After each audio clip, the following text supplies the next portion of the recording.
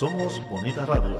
Síguenos en youtube.tv Diagonal Channel Diagonal Bonita Radio, en bonitaradio.net, facebook.com Diagonal Bonita Radio y en Twitter Bonita-Radio.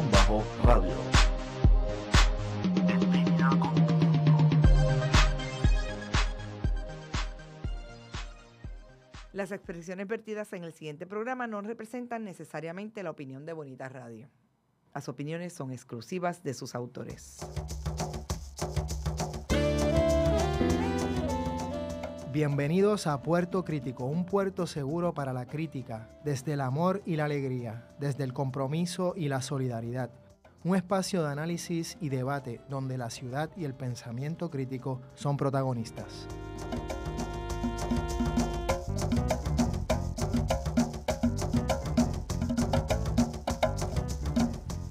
Bienvenidas y bienvenidos a Puerto Crítico. Estamos aquí en Bonita Radio, en red global por internet y en este programa en Puerto Crítico en red translocal, ya que les habla Juan Carlos Rivera Ramos, alias Juanqui, desde San Juan de Puerto Rico, y Miguel Rodríguez Casellas desde Sydney, Australia. ¿Cómo estás, Miguel?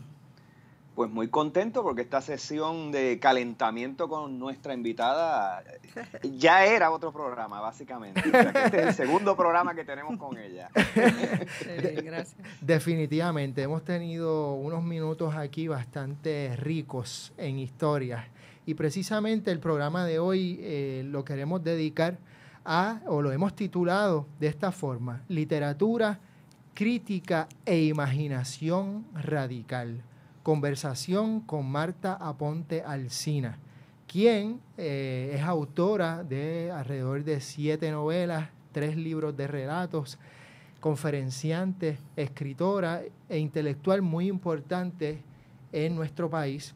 Y nos parece que va a ser un programa muy bueno.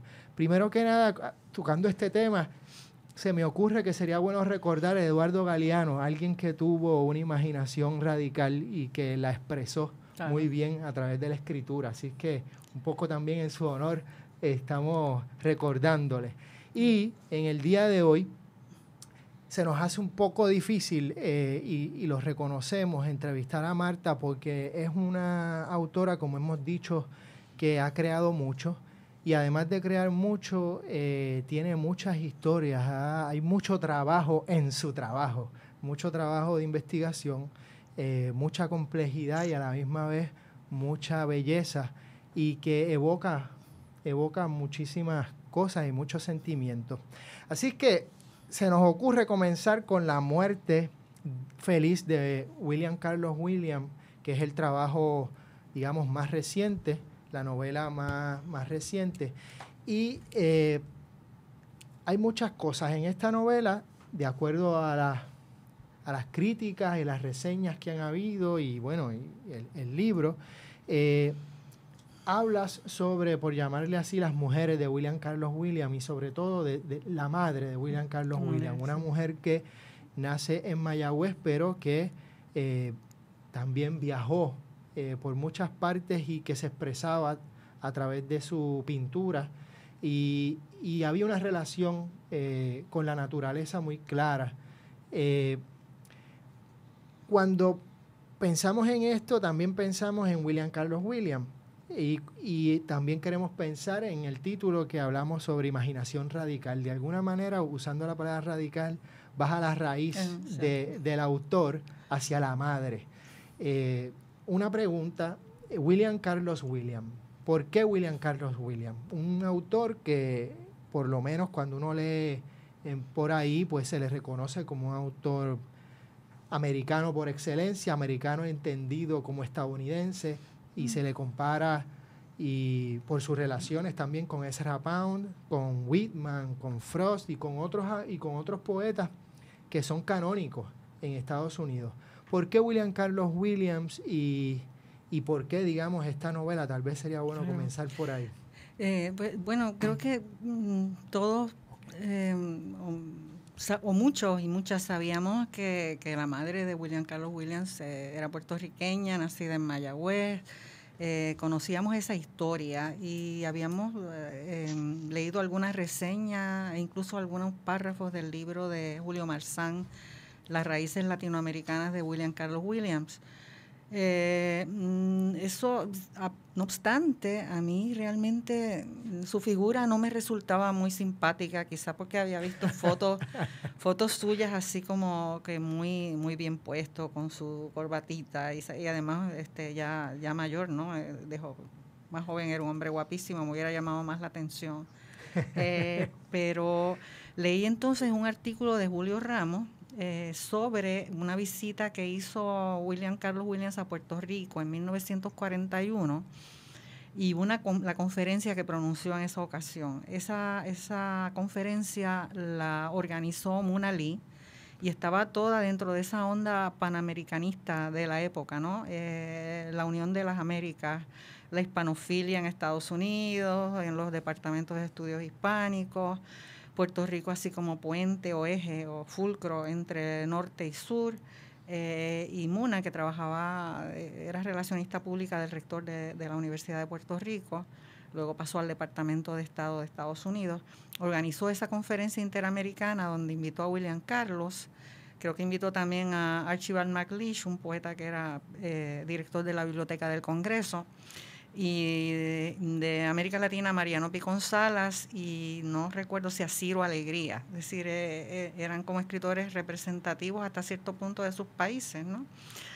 Y entonces Julio Ramos tradujo esa conferencia y le dedicó un ensayo, y en una de las notas al calce de ese ensayo menciona el libro que William Carlos le dedica a su madre, las memorias de su madre. Se llama Yes, Mrs. Williams. Sí, señora Williams. Y entonces yo tengo que leer eso porque es la biografía, el poeta escribe la biografía de su madre puertorriqueña, es como un reconocimiento. La sacan un poco, esa figura que está un poco metida así como en el armario, en el closet, ¿verdad? Sale de ahí. Y es un libro realmente fascinante porque está hecho, construido con párrafos cortos y que son prácticamente lo que él escucha, de las palabras textuales de la señora. Ella estaba encamada en su casa y él, sobre pretexto de que lo ayudara a hacer una traducción creo que de Quevedo al español, le anotaba hasta los suspiros, ¿no? Porque de alguna manera para Williams, a pesar del conflicto de identidades que tuvo, ¿sí? Siempre fue la identidad caribeña y americana, siempre fue como uno de sus temas. Quería hacer ese reconocimiento a su madre. Y entonces cuando me pongo a leer esos recuerdos, esos apuntes, esos párrafos, muchas veces mal transcritos, que tú reconoces que esa no es la palabra porque la has oído antes, pero entonces una palabra en español que él recoge en inglés y lo apunta. Y a mí eso me pareció fascinante, pero lo más fascinante es que son unas memorias de Mayagüez del siglo XIX, escritas por este poeta del canon. Exacto. Y que realmente no conocía la realidad que estaba transcribiendo. Es decir, él escribe, fíjate todas las vueltas que da la palabra y que da la memoria, cómo se recogen, va a parar ese recuerdo allá a New Jersey, que era donde vivían, y tras, qué sé yo, 50, son memorias de mediados del siglo XIX. Wow. Y la persistencia de eso y la transcripción y cómo el oído la recoge. Y me dije, caramba, esto es fascinante por lo que dice de Mayagüez y también por lo que no dice. Y hay como unos vacíos aquí que invitan como a darle más carne, a inventarse un personaje, ¿verdad? A construir sobre esos vacíos del personaje, lo que queda un poco en el aire. Y dije, aquí hay una novela. Entonces estaba almorzando con unas amigas en Mayagüez, con Lisette Rolón Collazo y Beatriz Jennings, que son las editoras de educación emergente. Y me acuerdo que Beatriz me dice, Marta, ¿qué tú haces aquí comiéndote ese tostón? Vete para tu casa y empieza a escribir esa novela. Y eso lo tomé como un imperativo categórico moral. Y seguí leyendo. Entonces empecé a leer a William Carlos Williams, que publicó casi 30 libros o más, ¿no? Y me enamoré totalmente de ese poeta tan juvenil, tan vital, tan metido en la vida cotidiana, era médico de la gente, de su comunidad, y a pesar de que sí viajó a Europa en varias ocasiones, incluso estudió allá un tiempo, y que tenía conexiones con la vanguardia, ¿verdad?, de la época, porque era muy amigo de Ezra Pound, siempre fueron amigos constantes desde los tiempos universitarios. Entonces, caramba, aquí hay unos vínculos de Mayagüez a la vanguardia, a Marcel Duchamp, a París, a las ciudades que esta mujer conoció, que era además pintora hacia fines de la década de los 70 en París, ¿no? Contemporánea de Solá, en la década de la Comuna de París, y dije, aquí hay algo, y aunque como soy una atrevida, pues dije, pues lo voy a escribir. Y me puse a investigar y a buscar documentos en internet y encuentro datos de la Feria Exposición de París de 1878. Esto es un buen punto de referencia, ¿no? La ciudad que se levanta del imperio y que ya es la república, ¿no? Pero una república construida sobre la sangre de los comuneros, ¿no? Exactamente. Y después de la guerra. Y un poco la novela está hecha así como viendo esas ciudades con mucho atrevimiento. Y un poco Mayagüez, el final tiene que ver con el regreso del poeta Mayagüez en busca de la casa que él entiende que fue de su madre. Pero ya estoy hablando de más. No, tranquila, claro que no. Miguel. Sí, quienes te seguimos por las redes sociales, casi que nos sentimos que vimos ese proceso de producción de la novela en tiempo real, sí, porque sí. Cada vez que descubrías algo de William Carlos Williams, pues lo compartías con correcto, todo el mundo y casi que uno veía las intuiciones por donde se movía Marta. Esa parte fue muy interesante y de hecho estoy loco por leerla, en parte por eso. Pero un poco volviendo al tema de las redes, uno ya había visto cómo iba formando una opinión disidente hasta cierto punto con este planteamiento de Eduardo Lalo sobre la literatura invisible. Ajá. Y luego pues el país invisible. Sí. Y en una ponencia reciente, entiendo que fue en Venezuela, ¿no? Donde estuviste hace poco en la feria, una de las ferias del libro de ellos. Pues la formalizaste ya en blanco y negro y pues tuve oportunidad de leerla y ahí pues te metes un poco con la alternativa a esa lectura del país invisible. Somos un país sobrevigilado, sobredocumentado desde distintos campos y eso tiene que ver con nuestra relación colonial y cómo nos invaden las ciencias y todos los cartógrafos habidos y por haber. Somos un país sobreexpuesto y es un poco la tesis que tú planteas en esa ponencia, un poco la reacción pues, al planteamiento de invisibilidad de nuestra literatura y de nuestro país. Y también introduces la noción de una literatura vidente y casi que de un escritor vidente también, donde quisiera que abundaras un poquito más aquí en tiempo real, un poco para aprovechar que te tenemos de frente, entre comillas, porque estamos a varias millas de distancia. Sí, correcto. Pero vamos a una pausa y regresamos en un momento para contestar esa importante pregunta a Puerto Crítico. Soy el licenciado José Ariel Nazario y les invito todos los miércoles a las 10 de la mañana a escuchar el análisis legislativo único, política, sociedad, economía y temas de actualidad de nuestra realidad puertorriqueña. Recuerde, La Previa, todos los miércoles a las 10 de la mañana por Bonita Radio, en línea con tu mundo. Ecos e Iconos es un espacio de amenas entrevistas. Hacemos un retrato radiofónico a los exponentes del teatro, la danza, el cine, la radio, la televisión, el performance e internet. Conversamos y a la vez documentamos de dónde surge una idea, su desarrollo, trascendencia y relevancia. Escuche a los Ecos e Iconos de la Cultura todos los sábados a las 2 de la tarde por bonitaradio.net. Y regresamos a Puerto Crítico, hablando de literatura, crítica e imaginación radical con la escritora Marta Aponte Alsina. Marta, hay una pregunta de Miguel en el aire. Sí, continuamos. Correcto, sí. Mira, hay como que muchas capas de sentido en esto de la invisibilidad.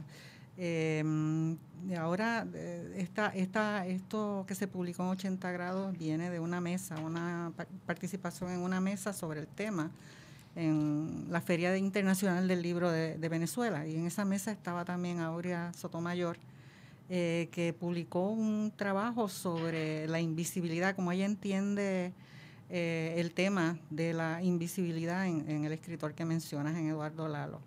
Yo lo que quise fue irme un poco más, el análisis de ella es un análisis poético, estético. Yo hice algo así como más bien histórico y sociológico con esto del país vigilado continuamente y además de la época de vigilancia y de asedio que vivimos, donde no tenemos realmente un espacio donde escondernos realmente. Uh-huh. Y entonces en ese sentido me parece que también se ha tomado ese tema, a mí me parece realmente un tanto ingenuo decir que no nos ven, porque sí nos ven. Son los países, incluso los países que toca y las regiones que toca Lalo en ese libro bellísimo suyo, Los Países Invisibles, creo que se llama así también, ¿no? Países Invisibles. Son como regiones casi tercermundistas en el sur de Europa, una comarca particularmente pobre, y entonces en nuestro caso pues una colonia que realmente está controlada, no tiene acceso ni salida que no esté absolutamente controlado desde afuera, no desde aquí. Entonces me parecía un poco ingenua esa crítica de que no nos ven o esa dolencia de que no nos ven, cuando creo que estamos supervistos, pero que no les importa. Es decir, no les importa analizar lo que ven, Entonces estaba viendo sobre un libro que acaba de salir sobre la invisibilidad en Estados Unidos, estaba viendo la reseña ahora, que dice que de todos modos, ya llevándolo al plano de la capacidad de ver, el ser humano con instrumentos no puede percibir, incluso con instrumentos, más del 5% de lo que existe en el universo, en el planeta y en el universo, que es poquísimo, ¿no? Pero eso no implica que lo que vea, también, incluso lo que ve, se entienda a cabalidad o se lea con cierto sentido de equidad y justicia, que yo creo que, y me parece que si los que no nos ven, hablemos de una literatura invisible, hay unos cánones que se construyen en los lugares que son como que centros de acumulación de capital cultural. Que yo sepa, Harold Bloom no incluyó, el único puertorriqueño que está ahí me parece que es William Carlos Williams, dicho sea de paso, ¿verdad? En su canon.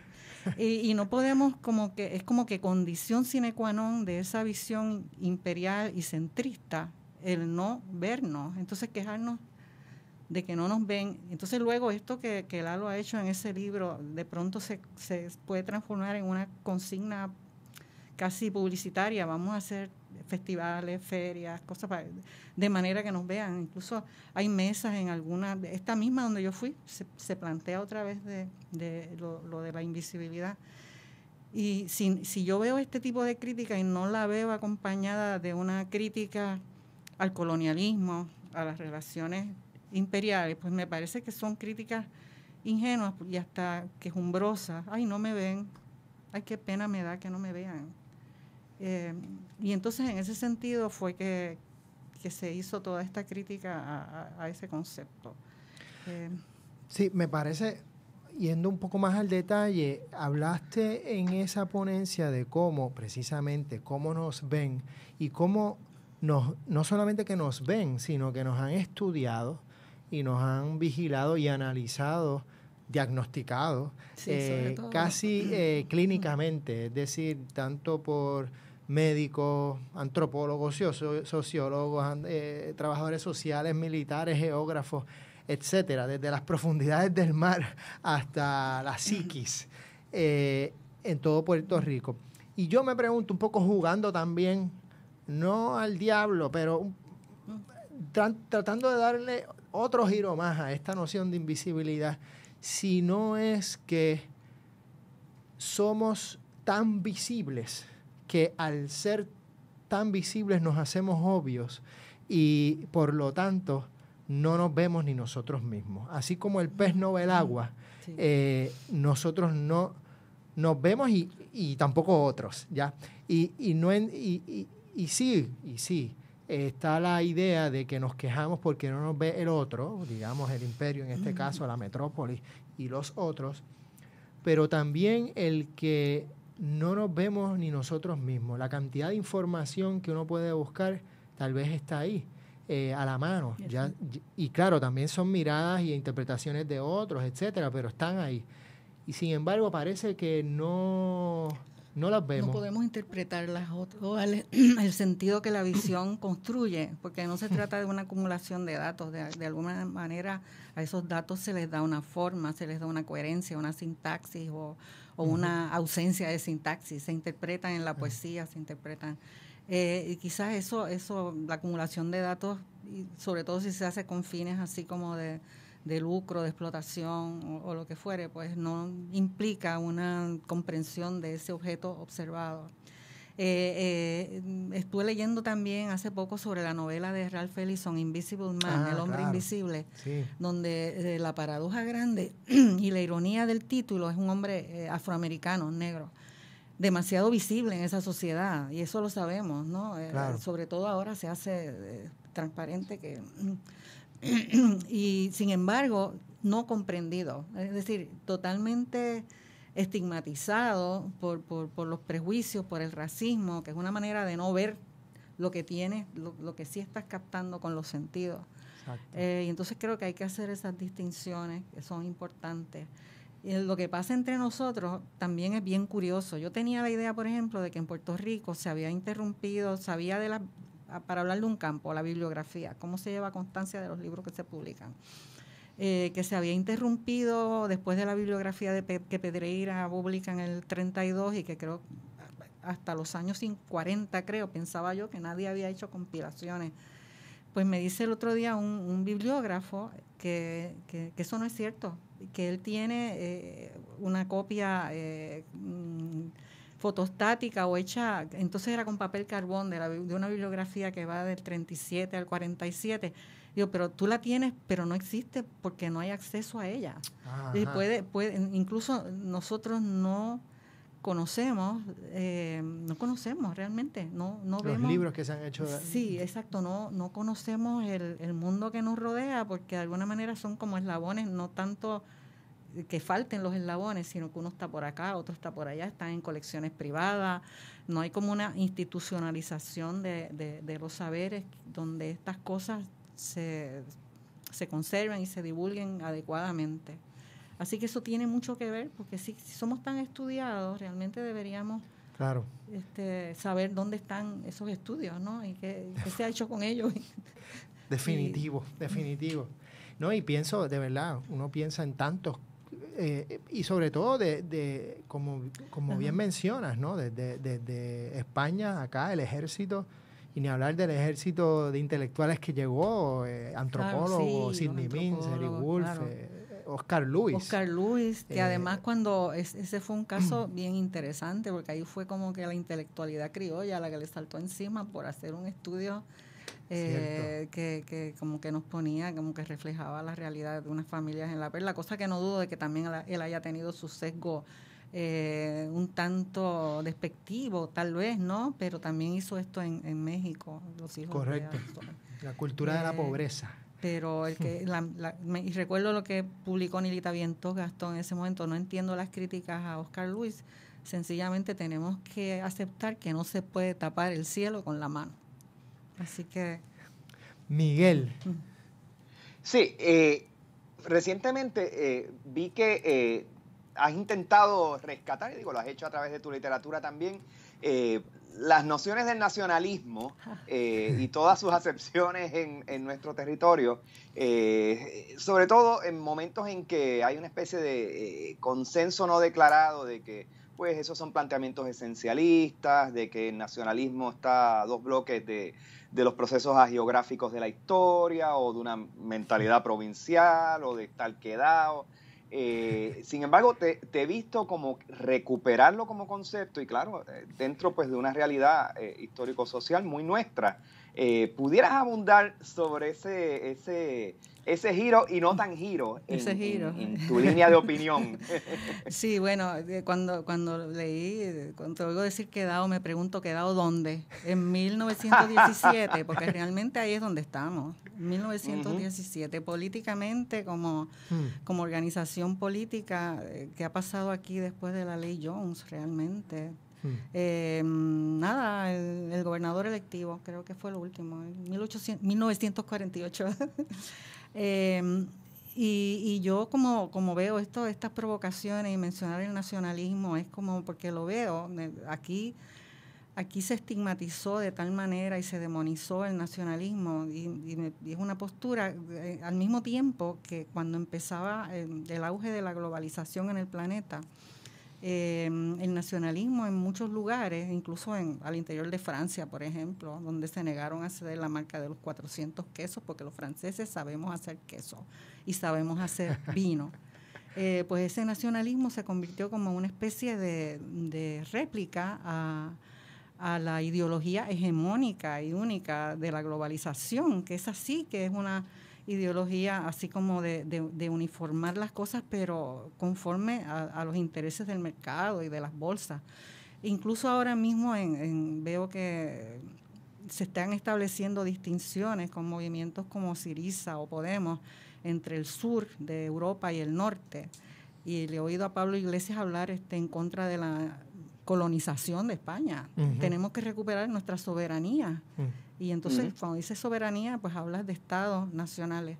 De todos modos, el nacionalismo, es decir, habría que como que, sin obviar la necesidad de una crítica a las posturas más reaccionarias, ¿verdad?, de todos los nacionalismos. Hay que hacer unas distinciones y que vale la pena retomar los procesos y escribir sobre ellos, incluso sobre el nacionalismo albisuista y la retórica albisuista, ubicándola en su tiempo y en su contexto, incluso la hispanofilia albisuista. No tenemos mucho tiempo para hablar, pero lo podemos retomar seguro, en algún momento, ¿no? ¿No? ¿Todavía? Ok, seguimos. Digamos, estaba por la hispanofilia albisuista, este es de los más difíciles. Claro. Mira, hace poco se publican las cartas de Julia de Burgos a su hermana, un libro bellísimo. Bien bonito. Hay una parte donde ella que trabajó en uno de los censos, comenta lo de los negros de Harlem. Una poeta que se ha identificado con la africanía, con la poesía negra, ¿no?, la mujer negra. Y entonces realmente despotrica terriblemente contra esa comunidad. Y lo hace desde una postura que yo he leído en otros intelectuales que vivían en el barrio en esa época, como el mismo Jesús Colón, que era un líder nacional comunista, de Calley. Esto se recoge en las revistas de época, como en la revista que dirigió Bernardo Vega, Gráfico, cuando habla de la música del jazz como una música de salvaje. Entonces, y ellos, su identidad en esa comunidad, para mantener como una presencia política y una identidad, una visibilidad, se ampara muchas veces en los lugares comunes de la hispanofilia, al igual que el mismo panamericanismo, es decir, son contextos epocales. Desde luego yo tengo una idea, yo no pienso en una nación así como yo estoy allí metida en Calle con un rifle esperando que venga cualquiera que no sea Calle ya para los tiros, ni mucho menos, ¿no? Somos una nación diaspórica, una nación irradiante, una nación que está regada en los elementos de la cultura popular nuestra, han prendido en América Latina y el Caribe, una nación caribeña, una nación multilingüe. Tampoco somos, o sea, en el mundo seremos 9 millones, tampoco debe ser tan complicado, ¿verdad? Algo en común debemos tener entre nosotros. Y en ese sentido, porque me parece que se ha desplazado, veo como una ausencia del discurso independentista aquí, yo prácticamente lo veo como vacante. El discurso de la nación y la posibilidad de defender una qué sé yo, ¿qué es lo que estamos defendiendo? Pues estamos defendiéndonos nosotros realmente, porque aquí, ¿qué poder tiene Puerto Rico? En ningún sentido. Ninguno. Tenemos y eso el Estado Libre Asociado está desmontado, no tiene poder alguno, todas las decisiones importantes se toman fuera, nos ven cuando quieren vernos, no les gustaría vernos, yo creo que hasta molestamos un poco, excepto las megatiendas que vienen y se establecen, no pagan impuestos. Entonces tiene que haber como una defensa de la base económica nuestra, del dinero que se invierte aquí, del desarrollo de la agricultura, que me parece que es bien importante. Y si eso es nacionalismo, pues fantástico, ¿no? Yo no tengo problema porque no creo que sea en ese sentido de lucha frontal contra la globalización y sus despojos. Yo no creo que sea una visión anacrónica, si se ve de esa manera, ¿no? Con esa línea perfecta, vamos a una pausa y regresamos a Puerto Crítico.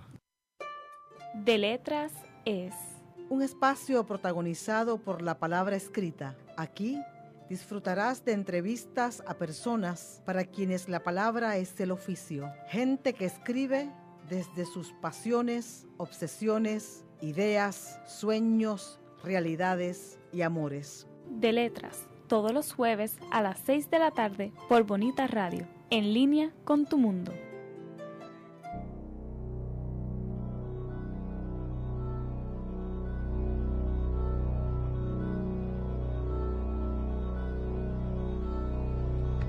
Llegó tu programa deportivo. Tu programa deportivo, donde escucharás lo que necesitas y deseas saber. El añadido. El añadido. Noticias, datos, predicciones, entrevistas y más en El Añadido. Todos los martes desde las 7 de la noche por Bonita Radio, en línea con tu mundo.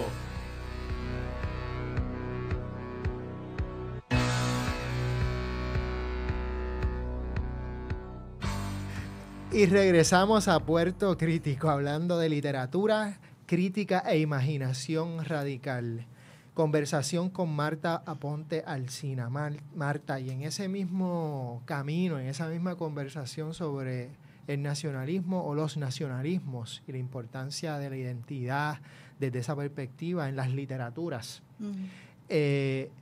También esto se refleja en tu profundo conocimiento, trabajo, investigación de la historia de Puerto Rico. Que obviamente hablar de la historia de Puerto Rico pues necesariamente tiene que incluir la historia del Caribe y claro, y de sus múltiples diásporas, que tiene que ver obviamente con las ciudades de Estados Unidos, entre otros lugares. Nos encantaría una reflexión más sobre esa relación historia y literatura que para ti, o por lo menos en tu trabajo, es muy clara. ¿Tú crees que es algo fundamental para la literatura, ese tipo de relación con la historia? Y dos, un poco saltando a otra pregunta, ¿reconoces, cómo ves, digamos, la literatura que se produce hoy en relación a ese conocimiento histórico? ¿Ves algunas lagunas que pudieran estar ahí o no? O tal vez sí ves que hay una relación directa, digamos, con ese diálogo con la historia. Sí, pues, no creo que sea fundamental la historia para la literatura, ¿no? Porque sí, quizás no se puede desprender la imaginación literaria del entorno de quien escribe. Es decir, incluso aunque sea en antagonismo con eso, con la literatura fantástica, onírica, en Puerto Rico sí hay una literatura, es decir, hay un cuerpo de escritos que se han leído a través de la historia, que se han conservado de algún modo en los currículos, en las editoriales, en el Instituto de Cultura, que llegó a publicar como 500 libros clásicos antes de lo que todos sabemos de los colapsos recientes, o no tan recientes, de hecho. Digamos, en la literatura puertorriqueña, el tema de la primera novela que se publicó en Puerto Rico, por autor puertorriqueño, que fue en 1862, es La Antigua Sirena de Alejandro Tapia, y se ambienta en Venecia. Es decir, que igual es una novela histórica, pero es una novela histórica fantástica, en el sentido, aunque sus fuentes son históricas, los personajes son invenciones del autor, desde luego, es como una especie de melodrama. Y hace unas referencias muy oblicuas a la situación del autor. Claro, se vivía bajo una censura extrema y además él estaba en Cuba en ese momento. Pero es curioso que cuando después el año siguiente se publica La Peregrinación de Bayoán, que también es más bien una novela alegórica, ¿no? Y es la primera novela ya ambientada en las Antillas. En cuanto, es decir, que la presencia, estábamos hablando de historia y de la ciudad también, porque podemos hablar de literatura y ciudad. Seguro.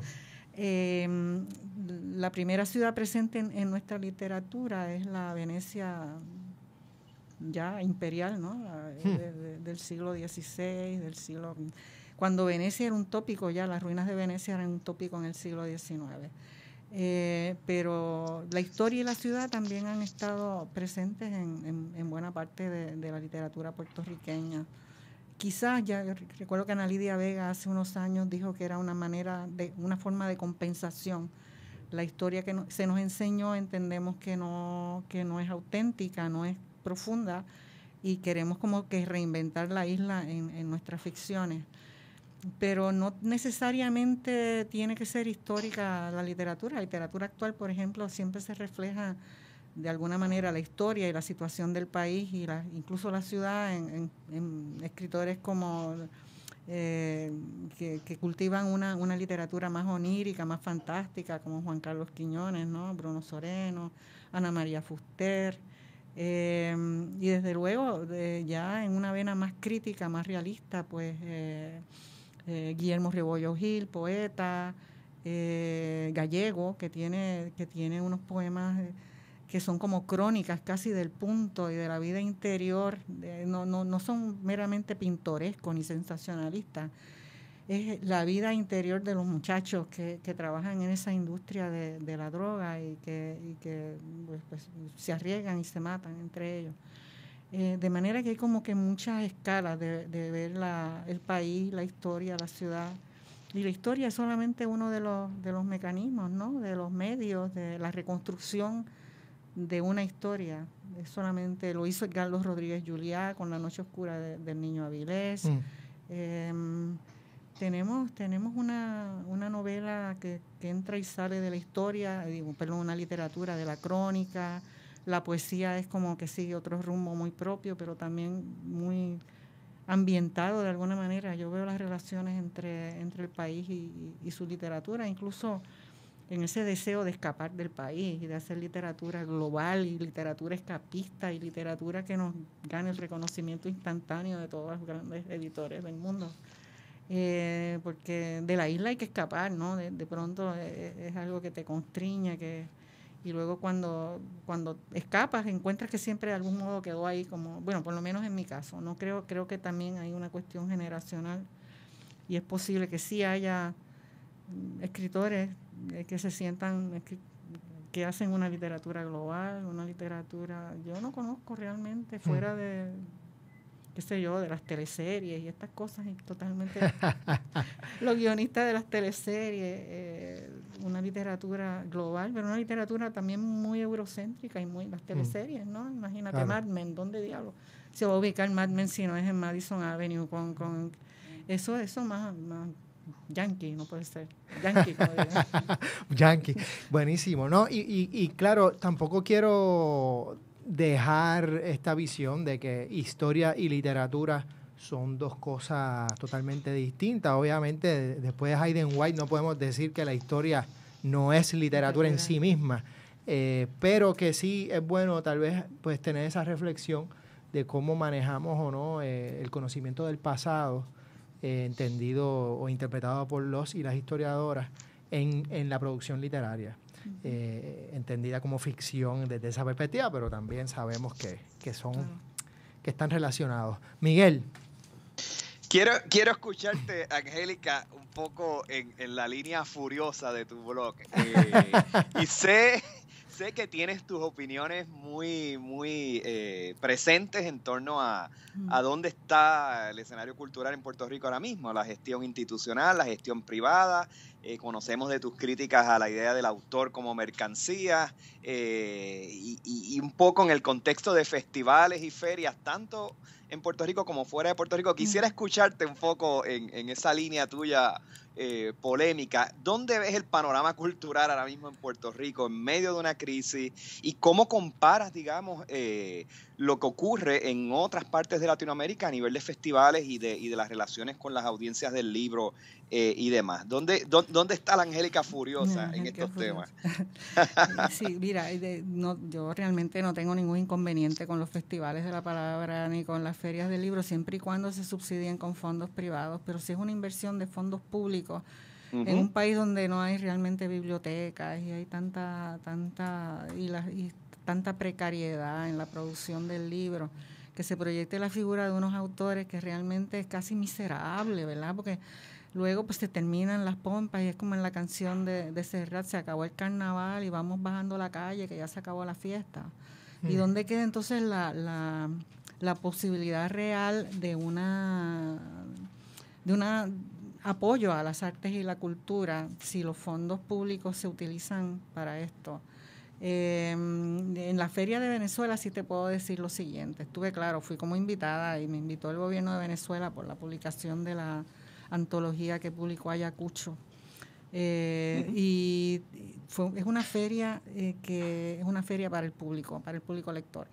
En Venezuela el Estado subsidia el precio de los libros. Yo que hace tiempo no puedo comprar libros, con $20 me traje y te estoy hablando de libros del Fondo de Cultura Económica, estoy hablando de clásicos, incluso los cubanos, Vigilio Piñera, de clásicos venezolanos, libros caros, libros de fotografía, como con $20 me traje no traje más porque no tenía dónde. Eso como anécdota, ¿no? Al margen. Es decir, el libro está muy subsidiado en Venezuela. Hay muchas editoriales que el Estado auspicia, hay como 60 librerías, es un país muy grande. Y entonces eso contrasta, esa inversión en cultura tan acentuada, tan marcada, tan evidente, ponle el propósito político que quieras, pero es que contrasta de una manera enorme con lo que pasa aquí.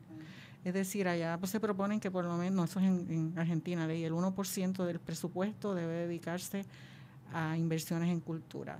El 1% de un presupuesto de Puerto Rico debe ser bastante más. Pero aunque se invirtiera más dinero, porque yo creo que aquí se invierte dinero en cultura y en festivales, y cada político tiene su propio ahijado y su propio festival del Guanime y tal cosa.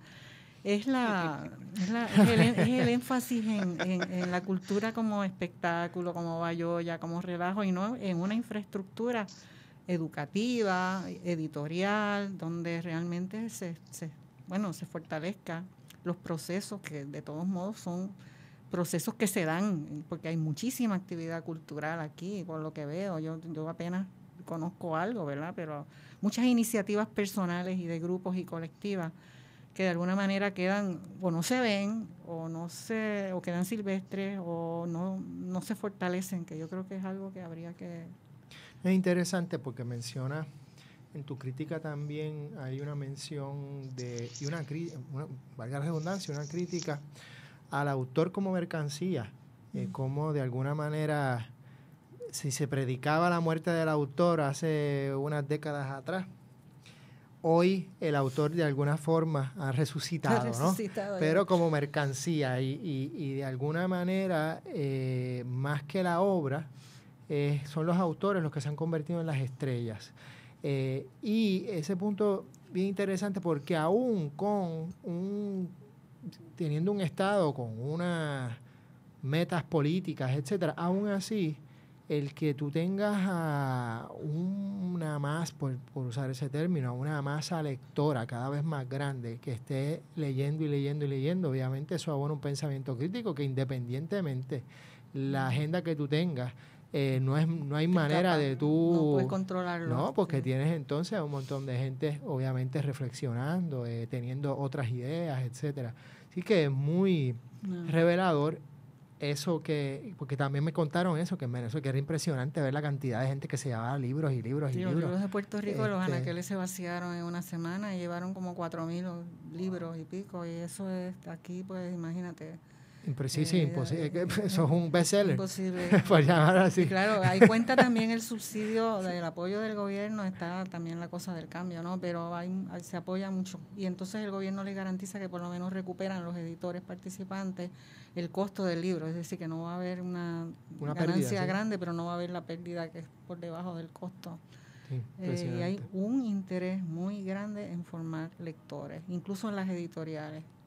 Y un interés muy grande en la literatura puertorriqueña, eso sí, quizá por razones no solo de solidaridad, sino incluso geopolíticas, ¿verdad? Porque se ve Puerto Rico como una especie de país que fronterizo y que está, pero que es parte de seguro.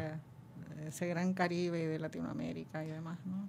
O sea, que hay definitivamente una crítica a la neoliberalización de la literatura y más hacia la socialización. Totalmente. Incluso uno de los temas de la feria era el de la bibliodiversidad y cómo se pueden fortalecer las pequeñas editoriales, las asociaciones, las colaboraciones para que los libros se difundan, que es un gran problema. Vamos a una pausa y regresamos a Puerto Crítico.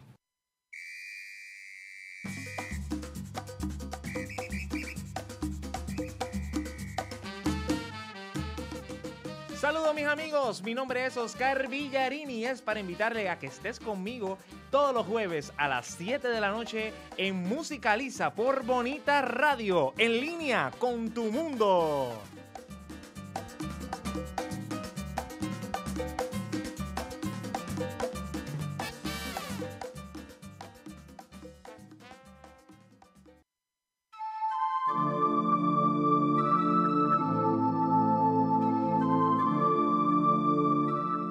La vía al crecimiento es universal. Gisela López abre un espacio para que puedas tener acceso a los temas de la espiritualidad desde sus distintas manifestaciones. 2 miércoles al mes a las 7 de la noche. Por aquí, por Bonita Radio, en línea con tu mundo.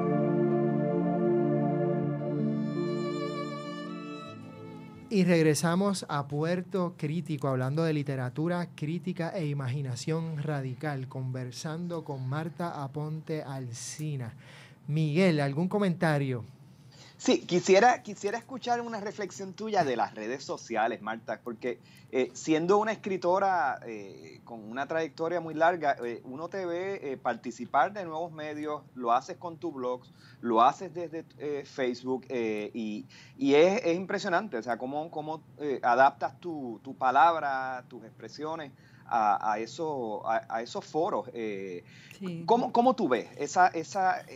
¿Ves alguna evolución en la manera como las redes sociales se han ido insertando en nuestros debates? ¿Ves una influencia a lo mejor en la calidad o profundidad o falta de profundidad de nuestros debates? ¿Cómo te posicionas con las redes de las que participas pues con tanta intensidad?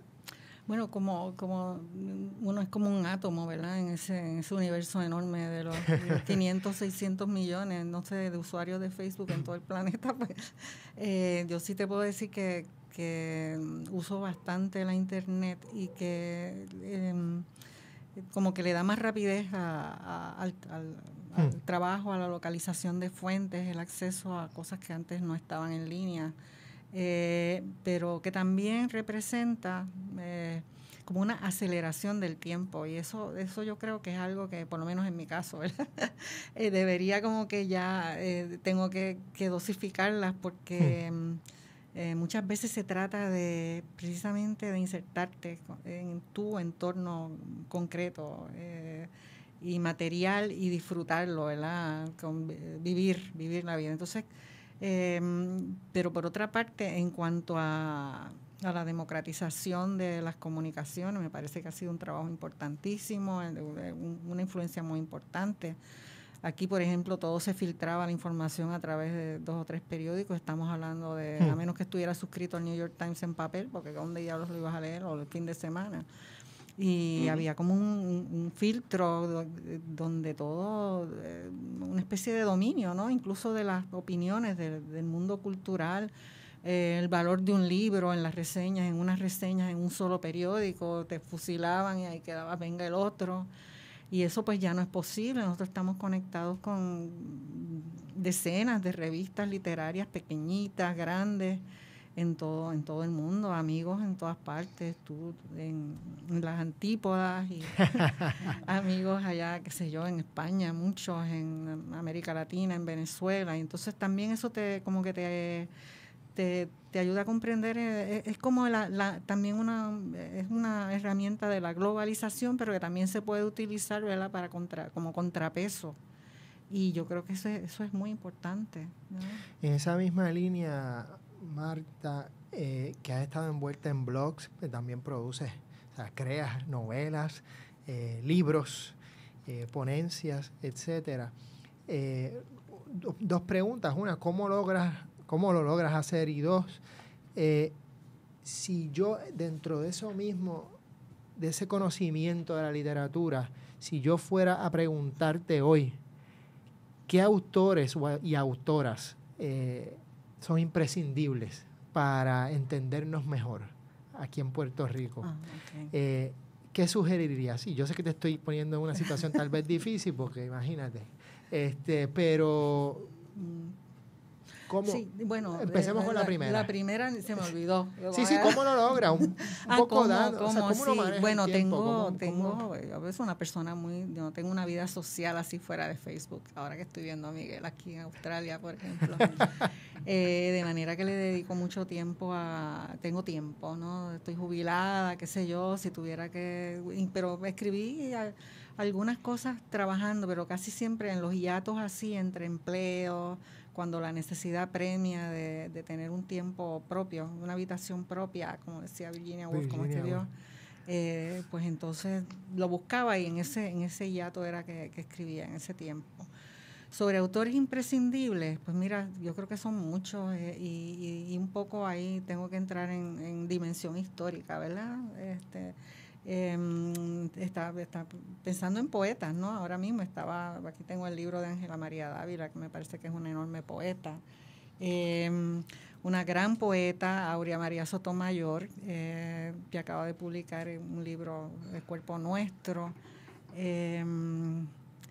De autores así que impresionan, bueno, de Luis Negrón, por ejemplo, me parece que para entender la ciudad, el barrio, las sexualidades, ese libro suyo, Mundo Cruel, es muy, muy importante. Y desde luego, pues nada, eso solamente en literatura, ¿no? Y pues hay novelas, hay mucha actividad literaria. Así que en ese sentido, pues creo que tenemos una literatura, tenemos un país. Así que hay que meterle mano. Sí. Miguel, ¿algún último comentario que tenemos que ir cerrando? Sí, quería escucharte un poco también con relación a lo que ocurre en la diáspora, Marta, todos esos otros capítulos de literatura que se entrelazan con la nuestra y no necesariamente en el español que manejamos. ¿Cómo te posicionas frente a eso? Y qué bien que la mencionas, porque se me quedaron escritores importantes, ¿no? Hay algunos ya muertos como Piri Thomas, ¿verdad? Que es un escritor para mí mayor y que no se le ha dado, incluso allá es invisible. Down This Mean Streets. Down This Mean Streets, esa crónica maravillosa. Y estaba pensando el otro día que realmente en Nueva York, que es una capital editorial importante, cuando algún escritor de la diáspora me dice, a mí no me publican en Puerto Rico, y yo, pero tú eres el que tiene que estar bregando porque nos publican a nosotros allá. Tú estás en uno de los centros editoriales del planeta. Y no es tan fácil, primero por la falta de traducciones, porque tienes que pasar como por unos filtros.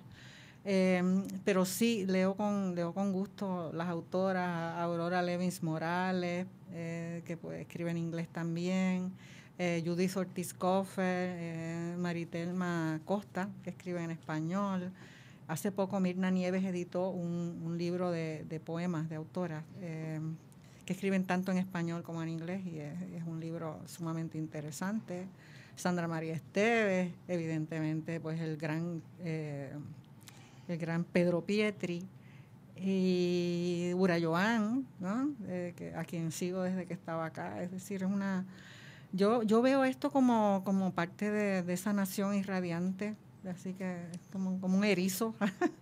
Me acuerdo que José Luis González, que fue uno de los primeros críticos marxistas del nacionalismo, decía que él veía a Puerto Rico como el optimista al fin, una república con varios idiomas nacionales como Suiza, que tiene el francés, el alemán, y que es la misma, como es la misma experiencia histórica, pues obviamente pues debemos leernos y conocernos mejor.